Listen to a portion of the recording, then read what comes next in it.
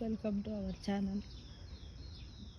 Sunday story telling టైంలో ఒక story చెప్పుకుందాం ఫ్రెండ్స్. మనము ఏంటిదో ఆ స్టోరీకి మీరే పేరు పెట్టాలి. ఓకేనా? మరి పెడతారు కదా అందరు తప్పకుండా.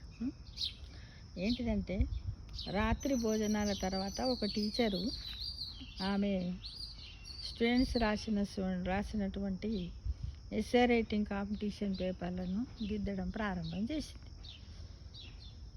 ఆమె పిల్లలు పడుకున్నారు.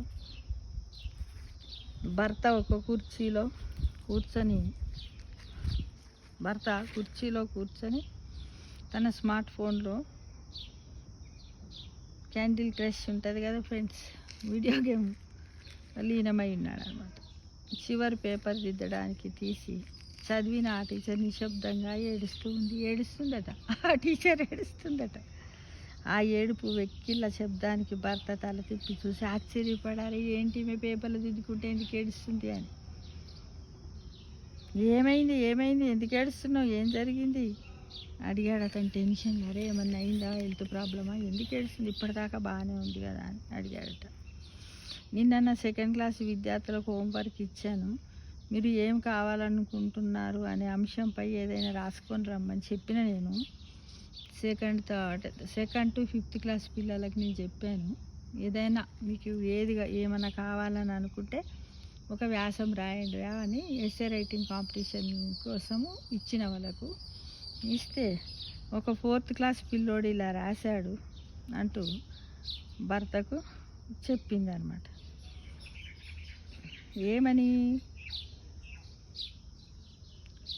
ఏమని చెప్పిందంటే,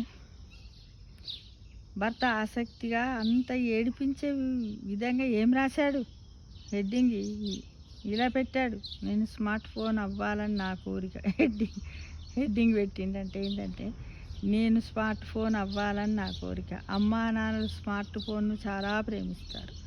వాళ్ళు నా స్మార్ట్ ఫోన్ను చాలా కేర్గా, శ్రద్ధగా, ఇష్టంగా చూసుకుంటారు. వాళ్ళు స్మార్ట్ ఫోన్లను ఎలా చూసుకుంటారు, శ్రద్ధగా చూసుకుంటారు, నాకన్నా ఎక్కువగా చూసుకుంటారు. నాన్న ఆఫీస్ నుండి అలసటతో వచ్చినప్పుడు అతనికి స్మార్ట్ ఫోన్ రిలాక్స్ని ఇస్తుంది. నాన్నకి స్మార్ట్ ఫోన్ కోసం సమయం ఉంది, కానీ నా కోసం లేదు. ఎందుకంటే నాతో ఆడుకోవడం మా నాన్నకు రిలాక్స్ని ఇవ్వడం లేదు. మా అమ్మా నాన్న ముఖ్యమైన పనుల్లో ఉన్నప్పుడు కూడా స్మార్ట్ ఫోన్ రింగ్ అవుతుంటే 1-2 రింగులు వచ్చేలోపే వాళ్ళు ఫోన్ చేతిలోకి తీసుకొని జవాబిస్తారు. కానీ నేను ఎన్నిసార్లు పిలిచినా దానికి ఇచ్చే ప్రిఫరెన్స్ నాకు ఇవ్వరు. నేను ఏడుస్తూ ఉంటే కూడా వాళ్ళు నాతో కాకుండా స్మార్ట్ ఫోన్లతోనే గడుపుతారు. వాళ్ళు నాతో కన్నా స్మార్ట్ ఫోన్లతోటే ఆడుకోవడానికి ఎక్కువ ఇష్టపడతారు. వాళ్ళు తమ మొబైల్ ఫోన్లలో మాట్లాడుతున్నప్పుడు నేను ఏం చెప్పినా వినిపించుకోరు. అది నాకు ముఖ్యమైన విషయమైనా సరే. అదే ఒకవేళ నాతో మాట్లాడుతున్నప్పుడు రింగు వస్తే మాత్రం వెంటనే ఫోన్కి జవాబిస్తారు. నన్ను మా తర్వాత ఇవ్వరు, వెంటనే ఇస్తారు. అమ్మా నాన్నలు స్మార్ట్ ఫోన్ని కేర్గా చూసుకుంటారు, ఎప్పుడు తనతోనే ఉంచుకుంటారు, దానికి చాలా ప్రాధాన్యత ఇస్తారు, దాన్ని చాలా ఇష్టపడతారు, దాంతో రిలాక్స్ అవుతూ ఉంటారు, దానికి తమ ఖాళీ సమయాన్ని కేటాయిస్తారు. వాళ్ళ సమయం ఖాళీగా ఉన్నప్పుడు ఆ సమయాన్నంతా కేటాయిస్తారు.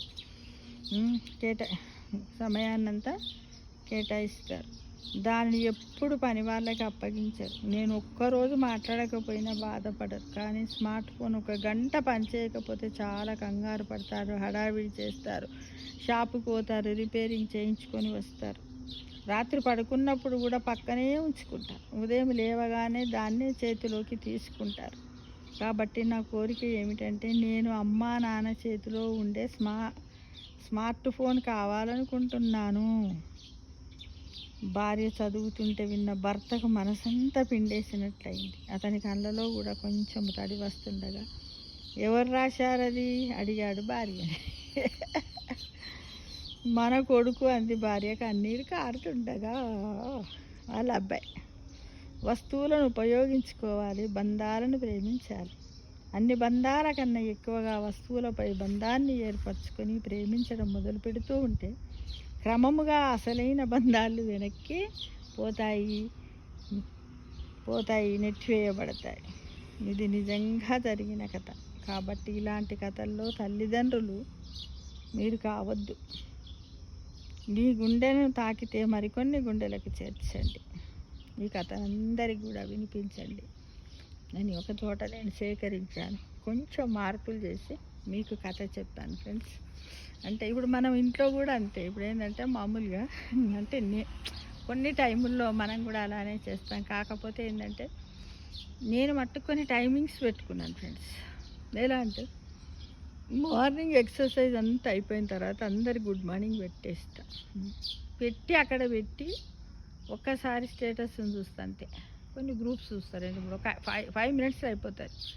ఆ తర్వాత నేను మళ్ళీ దాన్ని పెడితే నేను 10:30 తర్వాత పేపర్ చదివినాకనే మళ్ళీ నేను ఫోన్ చూస్తాను. టిఫిన్ తిని పేపర్ చదివినాక ఫోన్ చూస్తాను. మళ్ళీ తర్వాత పూజ అంతా అయిపోతుంది ఫ్రెండ్స్. అయిపోయిన తర్వాత అప్పుడు మళ్ళీ 1:30 అట్లా లంచ్ చేసిన తర్వాత మళ్ళీ ఒకసారి చూసి అందులో ఏదైనా ఒక అంశం గురించి నేర్చుకోవాలన్న ఉద్దేశంతో ఏదైనా టాపిక్ మన ఇతిహాసాలకు కానీ ఏమన్నా ఉంటే దాన్ని పెట్టేసుకొని వినుకుంటూ వింటాను ఒక 5 మినిట్స్ అంతే. ఆ తర్వాత నేను మళ్ళీ 4 o'clock వరకు ఫోన్ ముట్టాను. 4 తర్వాత మళ్ళీ ఇలాంటి ఏమన్నా ఎక్కడైనా చదువుతా కదా, బుక్ చదువుతా కదా, మధ్యలో ఏమైనా విషయాలు దొరికితే కనుక 2 3 అంశాలతో ఒక వీడియో చేసి ఇందులో పెట్టడం జరుగుతుంది ఫ్రెండ్స్. కాబట్టి ఈ కథలో ఉన్నట్టుగా మనము మన పిల్లలను కూడా ప్రేమతో చూడండి, లాలించండి, పాలించండి. వాడి దృష్టిలోకి మనము సెల్ ఫోన్, మా అమ్మ నాన్న సెల్ ఫోన్ ఇందులో అబ్బాయి బాధపడ్డట్టు, పిల్లవాడు అమ్మాయి కానీ అబ్బాయి కానీ బాధపడకుండా ఉండేటట్లు మన తల్లిదండ్రులను కూడా చాలా జాగ్రత్తలు తీసుకోవాలి. మన పిల్లల గురించి కూడా మనం ప్రతిరోజు సమయం కేటాయించాలి. సాయంత్రం పూట ఒక 1/2 hour వాళ్ళతో ఆడాలి. జోక్స్, మంచి మాటలు చెప్పాలి, పద్యాలు చెప్పాలి. ఒకప్పటి మన అమ్మమ్మ నానమ్మ ఏమైనా కథలు చెప్తే, లేకపోతే మన నానమ్మ వాళ్ళు ఎవరైనా బెదిరిస్తే వాళ్ళు ఎట్లా బెదిరించారు, మనం అప్పుడు ఎట్లా ఫీల్ అయినాం, ఏం చేసాం అన్నీ కొంచెం ఒక డైలీ ఒక 30 minutes వాళ్ళతో లోకాభిరామాయణం మనం మాట్లాడడానికి ప్రయత్నం చేయాలి. వేసవి సెలవులు అయితే ఒక 2 3 గంటల దాకా మనతో కలిసే ఉంటారు. హాలిడేస్ వస్తే అంతటికి పంపించాలి పిల్లలను. ఈ విధంగా చేస్తే బాగుంటుంది. మరి ఈ కథకి ఏం పేరు పెడదాం ఫ్రెండ్స్? సెల్ ఫోన్ ప్రేమ అని పెడదాము. స్టోరీ అంటే నేనేమో సండే స్టోరీ టెల్లింగ్ టైంలో ఈ కథ చెప్పాను, కానీ ఇదేంటి ఏమని చెప్పాను? సెల్ ఫోన్ లవ్, అంతేనా? మొబైల్ లవ్ అని పెడదామా ఫ్రెండ్స్? ఇలా జరగకుండా మనం అందరం కూడా చూసుకుందాము. మనమే కాకుండా మన పక్కన ఉన్న వాళ్ళ నైబర్స్కి కూడా అందరికీ ఈ కథను వినిపించుదాం తప్పకుండా. ఓకేనా ఫ్రెండ్స్? Thank you.